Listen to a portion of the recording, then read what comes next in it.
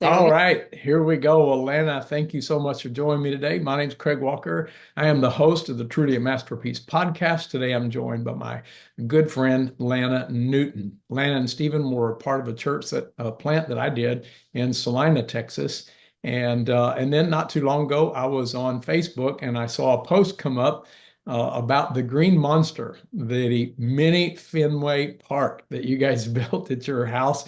So I've reached out and I've asked Lana to join us today to get part of that story. And more than anything, to help our listeners just to hear of someone that just followed their heart and fulfilled the vision that God had put on their heart. So, Lana, again, thanks for joining me today. Oh, good to be here. Lana, tell us a little bit about you and Stephen. How long you've been married? You have a son. Tell us a little bit about you. Well, we've been married for 23 years. We do have a son who is about to turn 18, which is crazy because I think when we first met, he was 3 or 4. So it's been a long time. But we met at a movie theater I was managing. His parents introduced me, and his dad's introduction was, Stephen, this is Lana. She would make a great daughter-in-law. Oh And my then gosh. walked. We never dated. We were best friends. We decided one night in December to get married, and we got married 6 months later. I was not a believer until I met Stephen. He invited me to his dad's church. I got saved at 22. And so Stephen's kind of walked with me through my developing my faith. And then we adopted Eli as a newborn and have had the best time. He is the best kid. Have the best time raising him to an adult almost. He'll be an adult in I think like 5 weeks, 4 weeks. So Uh-huh. yeah, so that's where we are on our personal journey. So Well, tell me a little bit about it. I heard you say you didn't really date. Somewhere you were best friends, and somewhere in there you say, "Hey, let's get married too." Let's add that to it. Tell me a little bit about that. it's a crazy story and sounds like it should be a movie. But so I met Stephen when I was at a pretty rock bottom point in my life. I was searching for something. I had been visiting churches by myself, one by one. I was really lost, struggling with who I was, and met him, and he was like, I said, I've just been going to random churches. And he said, come to my dad's church. And so I did, and I got saved there. But from that point on, I think he just kind of took me under his wing a little bit. And I did not grow up in church and was struggling with um, how to move past some struggles I was going through and how to even read my Bible. Like I had no idea how to do any of that because I hadn't been taught that. And so Stephen taught me that, and bought me, before you could Google it, bought me a concordance and showed me how to use that so I could kind of find stuff to help me get through some of the challenges I was going with. And we just developed a really strong friendship, and we were together all the time.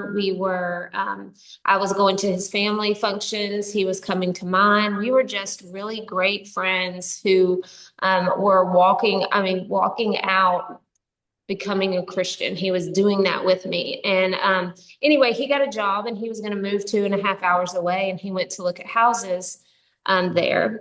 And he called me on his way home and he said, can I stop by and show you the houses I looked at? And I was like, yeah. So he brought me the little flyers that you used to could pick up, and the little things out in front of the houses that aren't there anymore. Now you just scan a QR code, but then there were flyers, and he brought them all and laid them out on my counter. And I said, if we get this house, we would have a really great backyard. And he said, did you say we? And I said, well, it's going to be weird. You're going to be gone. And I don't know, like, what my life's going to look like with you not here. And he said, every house I went into, I thought, would Lana like this? Would she come here with me? Would she live here with me? And I was like, oh. And I said, what do we do now? And because we have not dated, like we are strictly friends. He went on dates, I went on dates, like we were honestly best friends. And I said, well, what do we do now? And he said, well, I've thought a lot about it, and I think we should get married. And I said, okay. And he goes, really? And I was like, yeah. And he said, well, how long does it take to plan a wedding? And I said, well, I could probably do it in 6 months. And so That night was December 15th, and we counted on a calendar 6 months. June 15th was on a Saturday, and we got married on June 15th. Oh my gosh. I That mean, is an amazing story. How, why? how how long did it take you to figure out that you were in love? When did that part happen?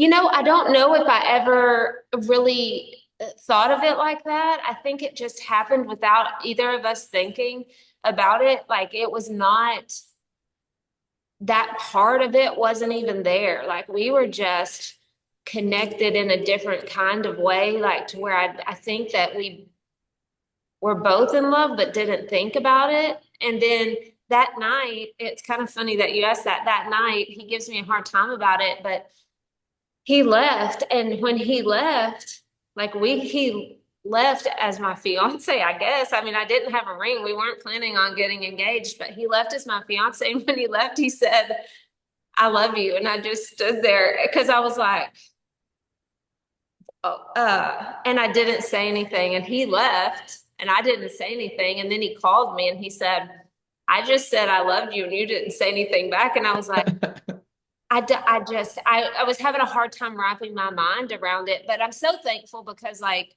we went through so many challenges right at the beginning. Like 3 weeks before our wedding, I had emergency surgery and had what they thought was a football sized mass in my abdomen, but ended up being 6 grapefruit sized masses in my abdomen that I had no idea about. And so anytime you hear tumor or mass, you automatically think cancer. Yeah. And so I remember sitting in the doctor's office and I said, it was 3 weeks till our wedding. The doctor said, you're on my operating table next week.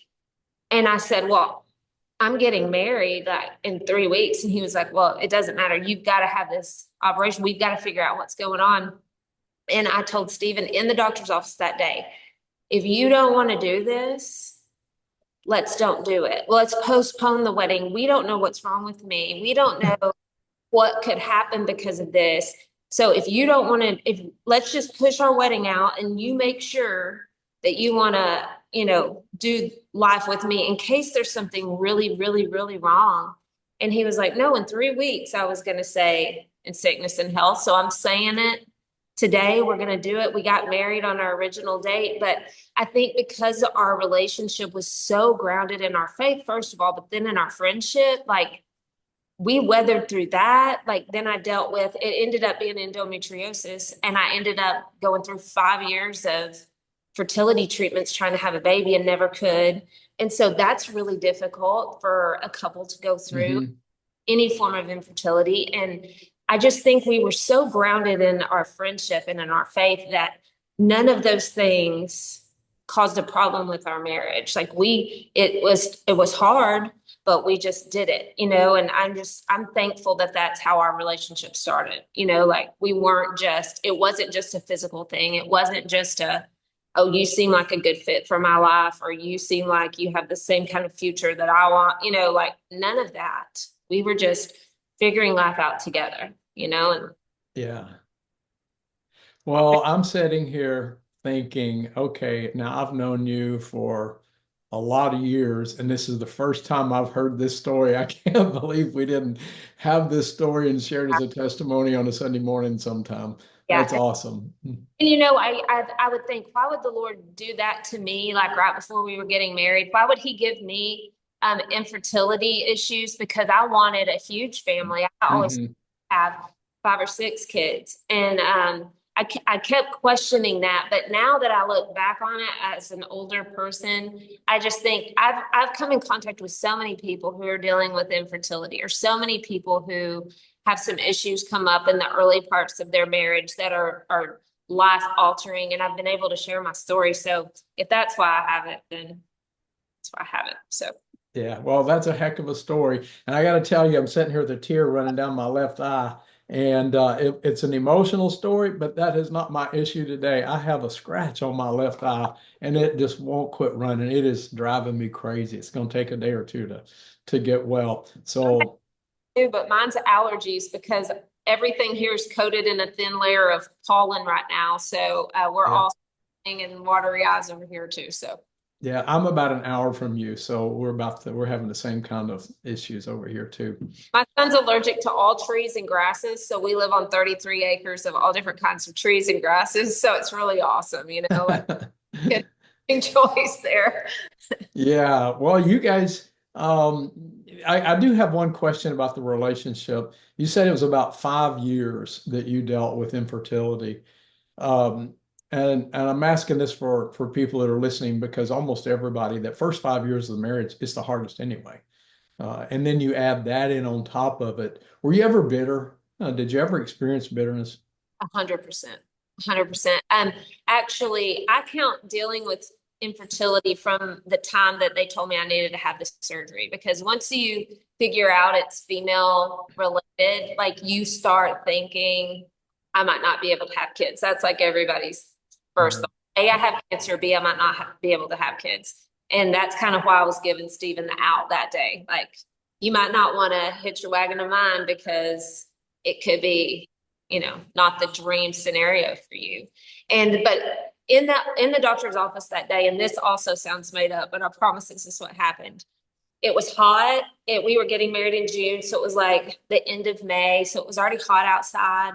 And when he said, I think it's a football size mass, it shocked me. And he said, let me go. And he was trying to get it to where we could have another sonogram. So he walks out and I stand up and I walk over to the window in his office. And we were like on the second or third floor. And I look out and I see a woman and it's along a busy street and she's pushing a baby buggy and she has a toddler in there. And then she has two behind her that are barefooted on the hot concrete and she's walking along the busy road and she hasn't turned her head back one time while I'm watching her. She's not looking at them. They could have easily walked out in the street. And I looked at her for a minute and I'm thinking either I'm really sick or I'm not going to be able to have kids. And I told Stephen, I said, why her? Why does she have three kids? She's not paying attention to them. Here I am thinking I might not be able to have kids. Here we are right before our wedding. Maybe you don't want to marry me anymore. And then there's a woman who obviously is not parenting the way I think she should, like have shoes on her kids and be holding their Mhm.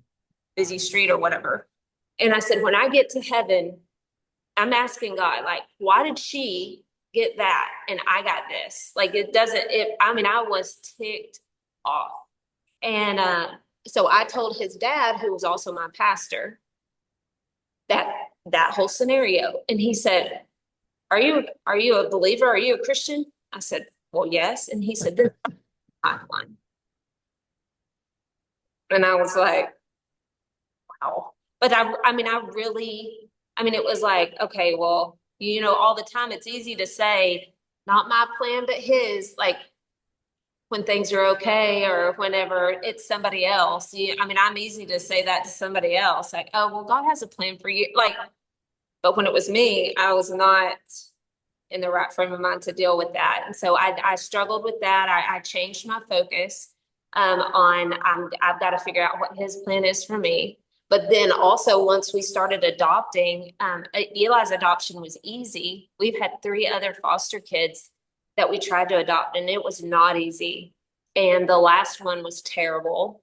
He was with us for 5 months, called us mom and dad. Eli called him his brother. It was somewhat normal, except for the fact that the adoption agency had not done all the paperwork they said they had done. And one day the lady pulled up and they had found a biological grandfather, and it was not a good situation. He was very sick. He lived in a terrible situation, but he was blood related. And so he trumped us and they loaded up, our kid and drove off as he was screaming, Mom, Dad, help me. And we stand there and let the lady take him because we have to. And my son wouldn't go upstairs because that's where their rooms were. He slept with us. He wouldn't play with any of his toys upstairs because it was reminded him of the whole situation. And that time I got so bitter that I stopped going to church. This is right before I met y'all, right before I met Josh. I stopped going to church. I wasn't praying. When since Eli's been little, we prayed together at night. When we were praying together at night, I didn't care about that. I was so mad because I thought I heard you. I thought this is what you said do, and I did it. And now, as payment for that, this is what I get. I get a kid who's traumatized. I'm traumatized. I'm hurt in a way that I don't know if it's ever going to be okay. And I did it because you said to. And I was not in a good way at all. And it took a long time. I mean, I would call my friends and I would say, I'm praying, he's not listening. But really, in all actuality, I was not praying and I was not listening for him to answer me, even if I accidentally prayed. But that was not my goal. I was just mad. I was very, very angry. But because of that, this kind of leads into our story. And this was not your intended segue, but it does segue into it. We were a part of a different church plant, not your church plant. And they asked us to host a group of kids that were coming to town to do some vacation Bible schools. And they said, can you host 12 boys for a week? And I have a problem saying no. And so I said yes. And then right before they were supposed to get there, this is when I was so mad. I didn't even want to be going to church. I had started going just because we were part of a plant. And if I didn't go, the little kids area didn't get set up, like that was my job. And so I was doing a job completely disconnected from why I was there. Just setting up stuff and playing with kids. And so right before they were supposed to get to our house, I told Stephen, I said, think of something and call him and tell him we're out.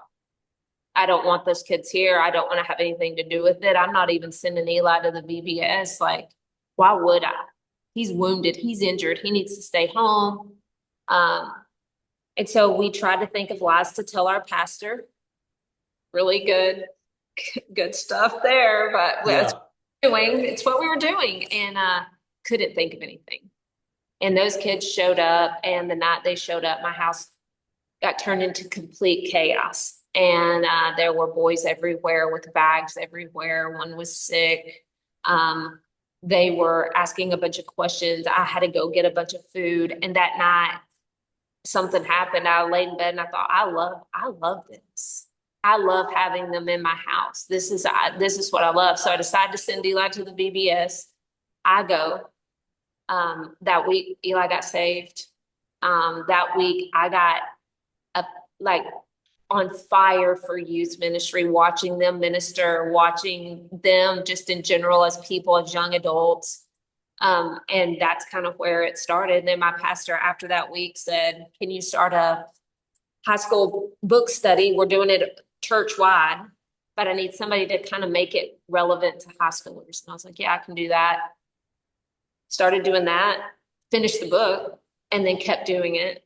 And then I did that for about a year, I guess. And then somebody asked me, hey, do you know Josh Price, which was the pastor at your church plant? I said, I do not.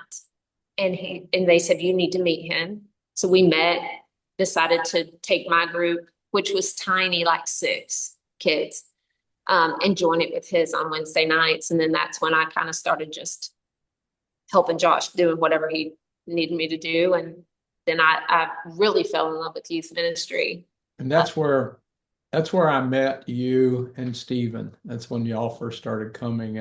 And so really that's all I know about Lana and Stephen is on fire for Jesus, making a difference in kids' lives. And ever since I've known you as sold out to Jesus and young people, helping them find and follow Jesus Christ to be all that God wants them to be, helping them overcome their hurts, habits, and hang-ups.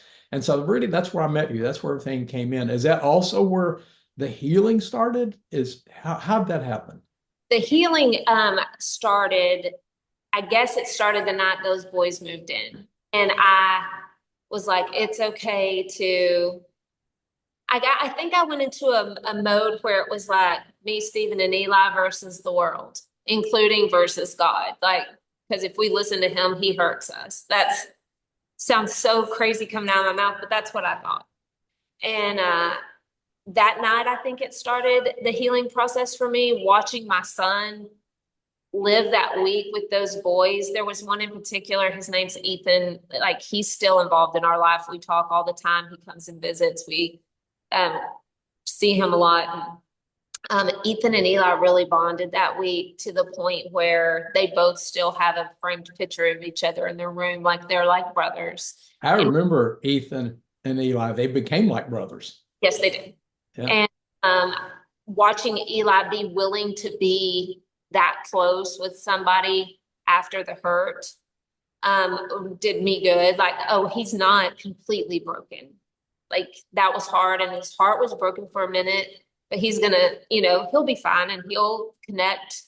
He'll form relationships again. It was just a really difficult moment. But then after that, Vacation Bible School, we decided that summer to travel with that group.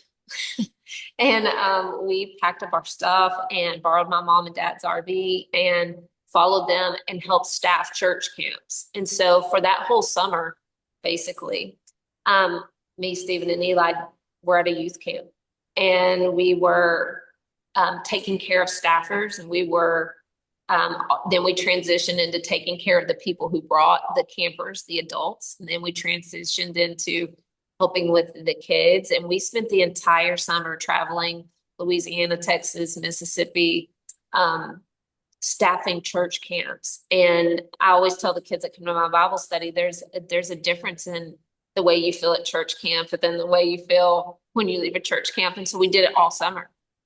I was at church camp all summer, and I never went to church camp as a kid. And I was like, this is awesome. So we did that summer. We did it again the next summer.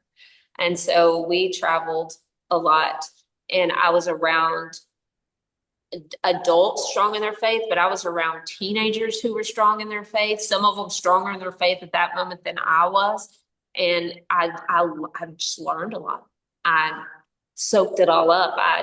Anything anybody said to me, I listened, and I waited, and I learned, and I heard their stories of heartbreak and thought, but now they're on the other side. I'm gonna get there, so it was youth ministry. That's what, and I inserted myself in it. I became like one of the kids. Like, it's like, all right, well, here we go. This is how we're going to do this. And so you met me on the other side of that. Yeah. Lana before that was not super great. An amazing thing how God takes us in our brokenness. Yeah. And it's what I hear you saying, and this is what I hope everyone else hears you saying, is there's a passion inside of you already. And that passion often intersects with a brokenness. And if you can trust God to believe that it's okay to have that passion, it'll grow into something great. Because the passions, the desires, the purposes, the dreams are the things that God put within our heart. I think he put that there before he made you. Well, no, let me back up. Before he made the world. The scripture says that God loved us and chose us before he made the foundations of the world. God saw you before he ever spoke the heavens into being, before he created the first little animals that crawl along the ground. And when he made you, I picture, this is the only way I know how to describe it, is that he made you not physically, but in his imagination. He made you perfectly as you would be in the future. And then as he made you, he deposited within you all those dreams, passions, purposes, desires that are just innate to you. And the moment you trust Christ, they were already there, but you begin to believe that it's possible. There's a possibility. And then you experience this brokenness, but that dream, that desire, that passion for children is still there. And you begin to see how God is putting it together in a way that only he could, that makes you full and complete to be who you really are. That's good. Yeah, I agree.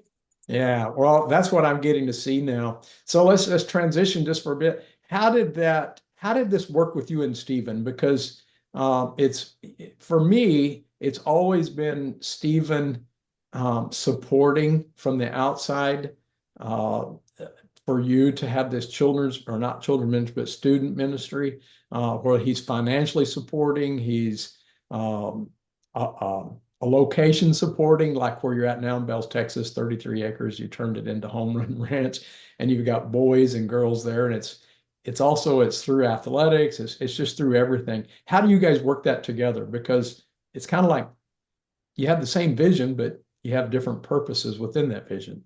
Yeah, well, and I think we do that with Stephen professionally too, and then with me with the youth ministry stuff is we are so similar in so many ways, but we are passionate about different aspects of that. So like Hmm. in Stephen's professional part, like he meets with clients and does all of that, the stuff. And then I would do like if we needed to have the clients over for dinner, then I would handle that. Like I did all of the behind the scenes stuff to support him and that goal and that dream that he has. And Hmm. it's the same way here. I mean, we both love youth ministry. We both enjoy it. Hmm. But my gift is interaction with the kids, which is why I think most people see like that I'm doing it, but that's what I'm good at. And then he helps me handle all of the logistics and keeping the kids like when you have 140 students, it takes a lot to like parking and lighting for new drivers to be able to see when they leave. You know, like we never imagined having to park 100 cars here on Saturday. Uh-huh. Yeah. So he handles all of that. And so sometimes he's more in the background on those kind of things. But at the end of the day, when we come together, I mean, we both have a passion for it. It's just we take on different roles inside of it. Um, Hmm. we just had a TV crew out here, and I would rather be hanging out with the kids and not in front of the camera. And he's great at being a spokesperson. So it's funny that you say that because he usually says, I'm the face of the place. Like he goes and talks to adults about what we do. I just want to hang out with the kids, you know? So I just think I think the way that the Lord designed our marriage is that we have the same passions. We just have different gifts inside of the same. Hmm. I think that's the way God designed marriage in the beginning.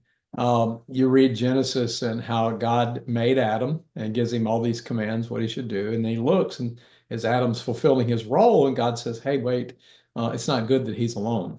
Now, Right. I think God knew that along. Adam didn't know it yet. So he sends all the animals in and lets him name them as he sends them two by two. And Adam wakes up and says, wait, there's a man and a woman, or a boy and a girl, a male and a female, and they're all together and they're having a great time, but there's just me. Right. And when he wakes up to that, then God said, now it's time to bring in his better half, bring in the other half. Really, it's probably a better way to say it than better half, because that was God's plan from the beginning, is that they would work together like a hand and a glove to fulfill the vision. There was no doubt that God had given Adam a role of leadership. He was the first one created. He's the first one given the mandates. But then he brings Eve into his life, and there really wasn't a question: who's in charge? Who's the authority? Who's going to make the final decision? They didn't even ask that. It was, what's she good at? What am I good at? Well, she's better at this than I am, so I'm going to let her do that. Well, he's better than this than I am, so I'm going to let her do that. They really work together like a hand and a glove. Right. And And that's just the way marriage was. Well, and at the end of the day, like we do everything together. Just some of it is predominantly him with me helping, and some of it predominantly me with him helping.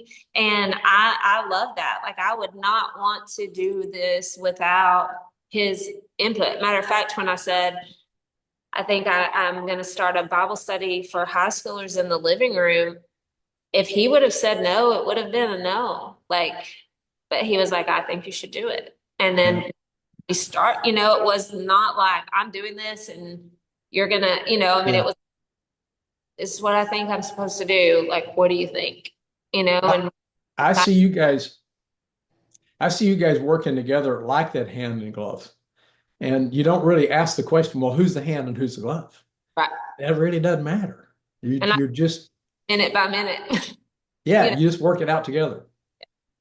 Yeah. yeah, Well, I want to say this. And I think this is a good point.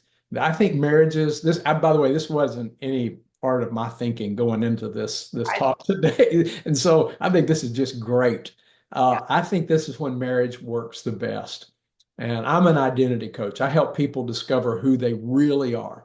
If we'll give up who we're not, and that's who people, sometimes we have this vision of who I want to be, and because we admire something in someone else and we aspire to be that so much, we never really look at ourselves. But when we look at ourselves and discover who we are, we discover something incredible.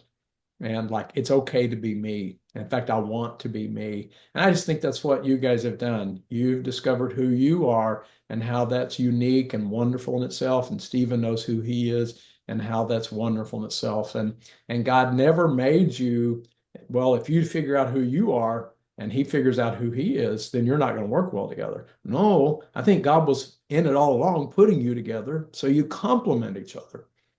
And I just see you guys doing that. So congratulations on doing it very, very well. I think it works beautifully. I want to turn the corner and talk about this thing I saw on Channel 5. Actually, I saw it on Facebook and then I went and watched the video on Channel 5, and I'll put the link inside our notes so anybody else can watch it too. But you guys built this incredible baseball field at your house. Tell me about that.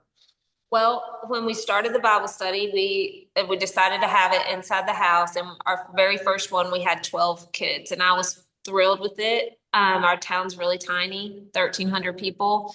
So the biggest youth group at a church in town was about 10. And so Yeah. my first Bible study, I had 12 kids, mostly unchurched, and I was over the moon. And that continued to grow. And I could go into all of the things that I did that I now look back and go, oh, that's why I did that. But like, I didn't plan on doing it like that. I put in a thing like, hey, if you bring a first time guest, you're going to get points, for toward these prizes or whatever. And so they started bringing guests. They bought in, they started bringing guests, and we kept growing and growing and growing and growing. And then right before the COVID shutdown in 2020, we were having 70, 75 kids in our living room every Sunday night, and which was awesome and very chaotic. And they were like, I tell people they were like ants. They were everywhere and touching everything. And so I would spend Monday and Tuesday cleaning, and washing. But then when COVID happened, the school called me and they were like, hey, you don't need to be having these kids in your house. Like we're trying to, we were following the protocol, shutting down stuff. And so we stopped having it. And Stephen was like, well, what does it look like moving forward? And no, we didn't know. But I did know that they kept saying, like, you can meet outside. Like you can social distance, but you can be around people outside. And so we built this patio with a fire pit, and we could seat about 60, 70 kids out there. But, you know, it was sitting outside on a patio and building a fire and the smoke. And then the coyotes live in the country, the coyotes were howling. And so it was very distracting to have Bible study out there. So we started just kind of thinking through the process, like, what does this look like? We can't do this forever. We can't have a Bible study on a patio forever. So what does it look like? And so we started thinking about it. When we lived in Salina, we had a tiny little backyard, but we had a little makeshift wiffle ball field in our backyard. My son loves baseball. He's loved baseball since he could walk, seriously carrying around a baseball bat since a toddler. And he loved playing wiffle ball in the backyard. And he said, well, why don't we build the wiffle ball field? And he was like, I really liked playing it. And I was like, yeah, that's cool. And we had a spot out front. The ground was somewhat flat. So we thought we could build a wiffle ball field. And then I said, well, I would like to have the wiffle ball field for something for us to do at Bible study, but I also need a building. I need a room. I need a space to meet that's inside. So if it's raining or if it's cold or if it's too hot, that I can still have my Bible study. So we started kind of planning what it might look like to build the wiffle ball field, and then what it might look like to build a building for Bible study. And it just kind of changed from building a little grass wiffle ball field with the little plastic bases into a mini Fenway Park. Is Um, that Stephen? Yeah, that would be Steve.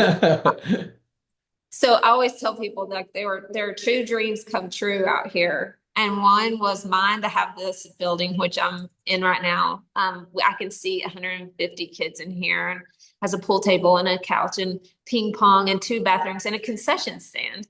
Which is basically a kitchen with the windows to the outside, but we call it the concession stand. And that's my dream come true.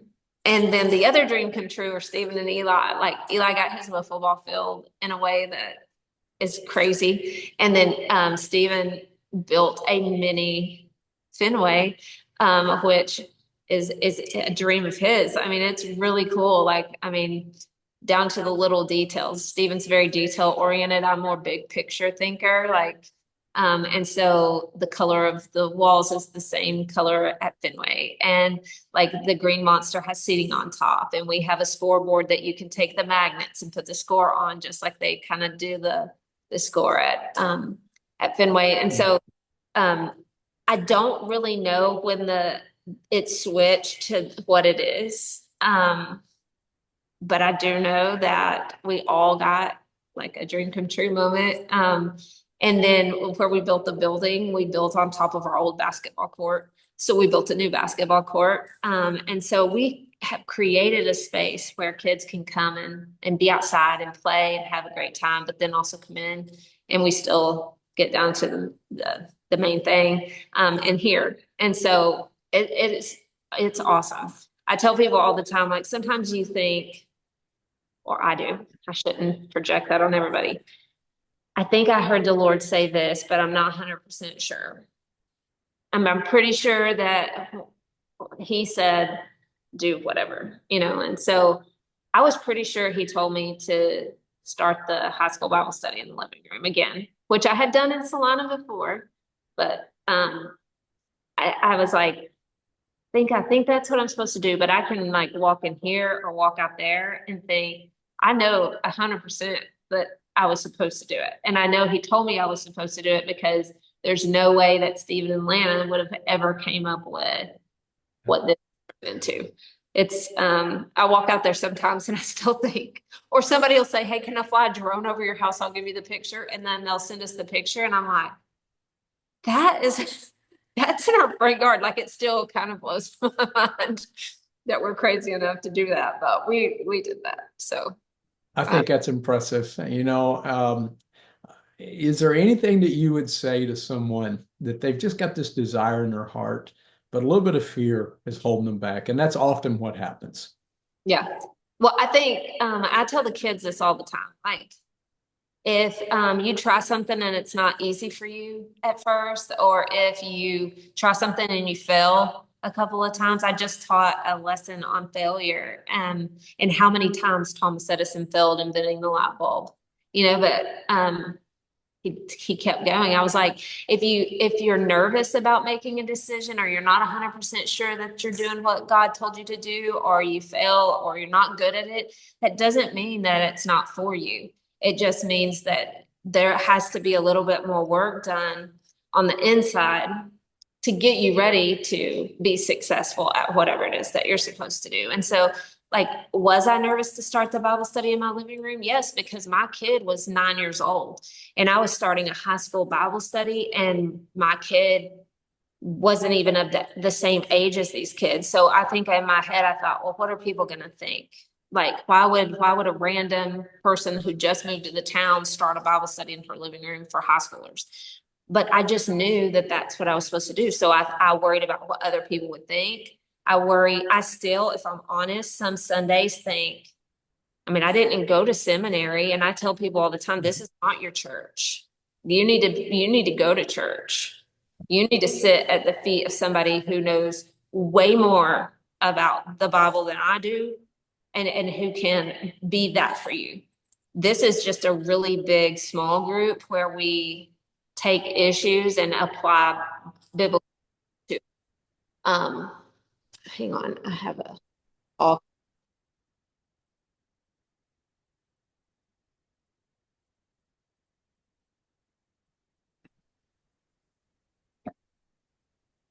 All right, we had a break there. We'll edit this part out and get back to wherever you were at. Come back into it.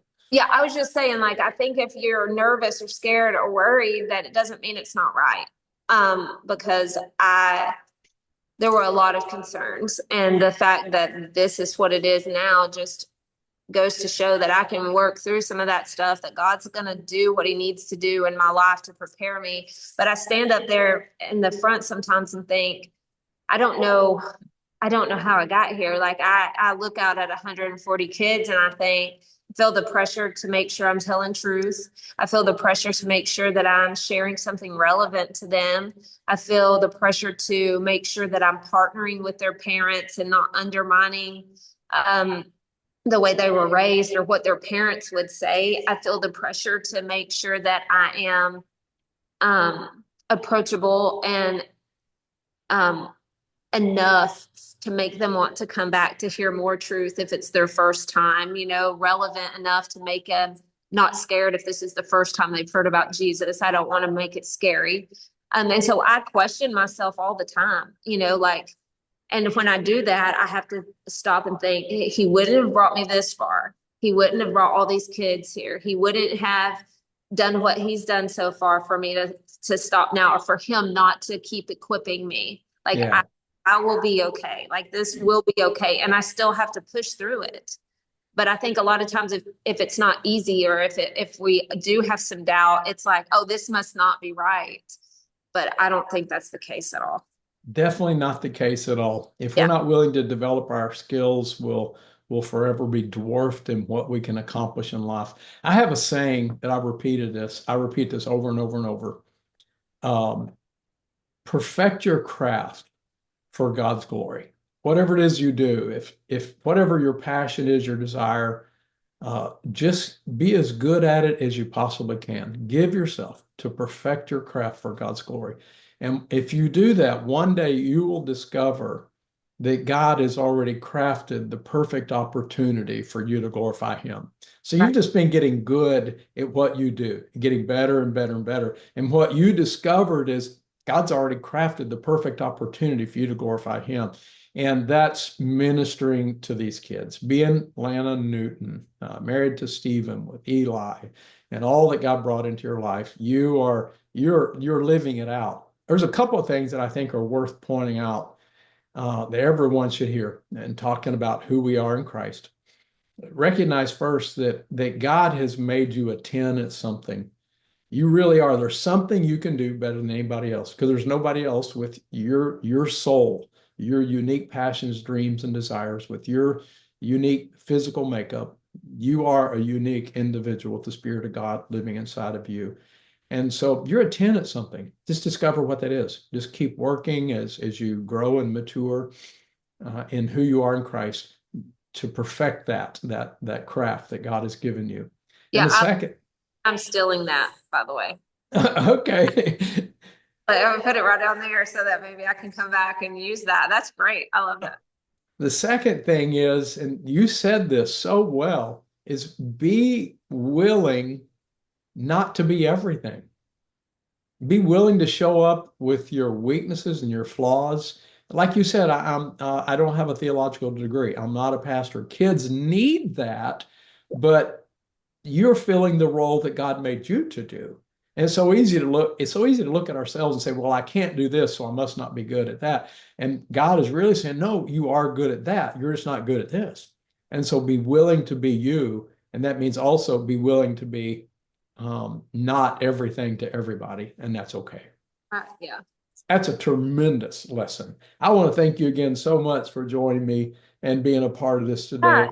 I hate to wrap it up. I know everybody would love to hear more of your story, but I have a promise to keep it around 45 minutes. Can you Yeah. tell us how to stay in touch? And if somebody wanted to come out and see your ball field and hear about your ministry and even be a part of it, how would they do that? Yeah, well, first of all, if they want to be a part of it, that would be awesome. Supervising 140 kids, like I was pretty good supervising 12. Supervising 140 would be awesome to have help. So I would love that. But we have a website. It's homerunranch.org. And on there is my cell phone. So you can stay in touch on the website. You can send me a message. What's crazy is the Lord's been so awesome. It's expensive to run this, and we're not affiliated with the church. Our home church does support us, but we are not like a part of a church. And so Stephen and I were paying for it all of ourselves for a long time. But no, I haven't advertised it, but the Lord's just faithful that people are renting the field for birthday parties, family reunions, baby showers. We even had a wedding. And so they are renting that, and I'm using all of that money to put back into the ministry. So we have been self-sufficient for the last 2 years, just from rentals, from not advertising. So people can rent it for private parties, but during the week, most of the time it's sitting out there empty. So I always tell people, either shoot me a message or drive by. If nobody's on the field, go for it. Like, go out there, look around, play. There's a bin out there that has wiffle balls and bats, and just play and put it back when you leave. And people are so great about doing that. We haven't had an issue with that yet. And then on social media, I use Facebook and Instagram the most. And so they can follow us on that. It's just Home Run Ranch. And every Sunday night we have a theme night.